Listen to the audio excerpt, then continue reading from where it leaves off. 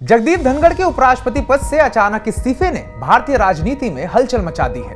सोमवार 21 जुलाई 2025 को धनखड़ ने स्वास्थ्य कारणों का हवाला देते हुए अपना इस्तीफा राष्ट्रपति द्रौपदी मुर्मू को सौंपा। इस खबर ने न केवल राजनीतिक गलियारों में चर्चा की लहर दौड़ा दी, बल्कि बिहार की सियासत में भी एक नया रंग भर दिया। बिहार के मुख्यमंत्री नीतीश कुमार को अगला उपराष्ट्रपति बनाने की मांग उठाकर सभी का ध्यान खींच लिया। बिहार के मुख्यमंत्री नीतीश कुमार को अगला उपराष्ट्रपति बनाने की मांग उठ गई है। आखिर इस मांग के पीछे क्या राज है और क्या ये बिहार विधानसभा चुनावों से पहले कोई बड़ा सियासी दांव है? आइए इस रोचक कहानी को आसान और मजेदार अंदाज में समझते हैं। नमस्कार, मैं उत्कृष्ट प्रताप सिंह और आप देख रहे हैं TV9 भारतवर्ष। जगदीप धनखड़ जो 2022 से उपराष्ट्रपति और राज्यसभा के सभापति के रूप में कार्यरत थे, उन्होंने सोमवार शाम को अपने इस्तीफे की घोषणा कर सबको चौंका दिया। उन्होंने अपने पत्र में लिखा, स्वास्थ्य कारणों और चिकित्सालय सलाह के आधार पर मैं तत्काल प्रभाव से भारत के उपराष्ट्रपति पद से इस्तीफा देता हूं। धनखड़ ने राष्ट्रपति द्रौपदी मुर्मू और प्रधानमंत्री नरेंद्र मोदी का आभार व्यक्त किया। साथ ही संसद सदस्यों के साथ अपने अनुभव को यादगार बताया। लेकिन इस इस्तीफे ने कई सवाल खड़े कर दिए। क्या यह सिर्फ स्वास्थ्य कारणों की वजह से था या इसके पीछे कोई और सियासी कहानी है?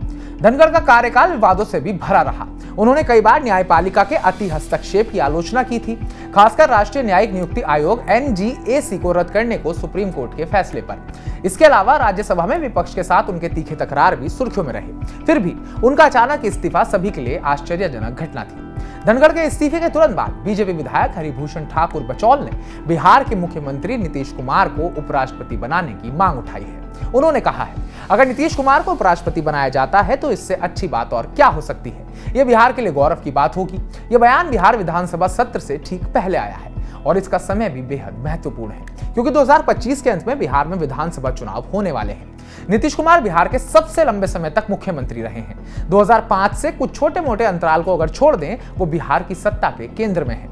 उनकी छवि एक कुशल प्रशासक और रणनीतिकार की रही है, लेकिन उनकी बार बार गठबंधन बदलने की आदत ने उन्हें पलटू राम का तमग्गा भी दिला दिया है। हाल ही में जनवरी 2024 में उन्होंने विपक्षी महागठबंधन छोड़कर फिर से बीजेपी के साथ गठबंधन किया और 9वीं बार प्रदेश के मुख्यमंत्री बने। हरिभूषण ठाकुर की मांग के पीछे कुछ सियासी मायने भी हो सकते हैं। बिहार में बीजेपी और जेडीयू गठबंधन में है, लेकिन बीजेपी के पास विधायकों की संख्या जेडीयू से ज्यादा है। ऐसे में कुछ बीजेपी नेताओं का मानना है कि बिहार में अब उनकी पार्टी का मुख्यमंत्री होना चाहिए। नीतीश को उपराष्ट्रपति बनाकर बीजेपी बिहार में अपनी पकड़ मजबूत करना चाह सकती है।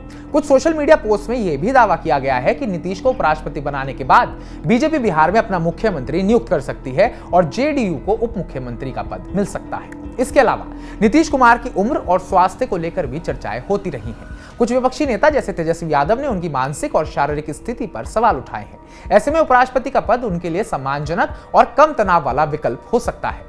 सोशल मीडिया पर भी नीतीश के नाम की खूब चर्चा है। कुछ लोग मानते हैं कि नीतीश का अनुभव और तटस्थ छवि उन्हें उपराष्ट्रपति पद के लिए उपयुक्त बनाती है। वहीं कुछ का कहना है कि उनकी स्वास्थ्य स्थिति और बार बार गठबंधन बदलने की छवि इस पद के लिए उपयुक्त नहीं है। तो अब आगे बढ़ने से पहले ये भी बात कर लेते हैं कि इस रेस में नीतीश कुमार के अलावा और कौन कौन से नाम चल रहे हैं।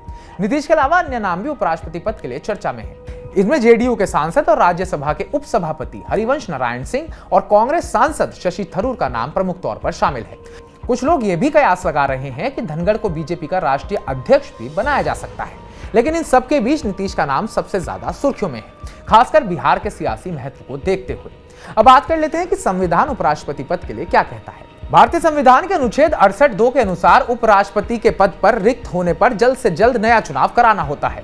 नया उपराष्ट्रपति पूरे 5 साल का कार्यकाल पूरा करेगा। तब तक राज्यसभा के उपसभापति या राष्ट्रपति द्वारा नामित कोई अन्य सदस्य सभापति की जिम्मेदारी संभाल सकता है।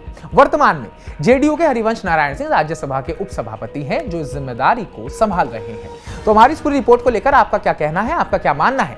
क्या नीतीश कुमार भारत के अगले उपराष्ट्रपति हो सकते हैं, हाँ या नहीं? कमेंट बॉक्स में कमेंट कर अपना जवाब जरूर दीजिएगा। बाकी ताजा अपडेट्स पाने के लिए TV9 भारतवर्ष को सब्सक्राइब कीजिएगा।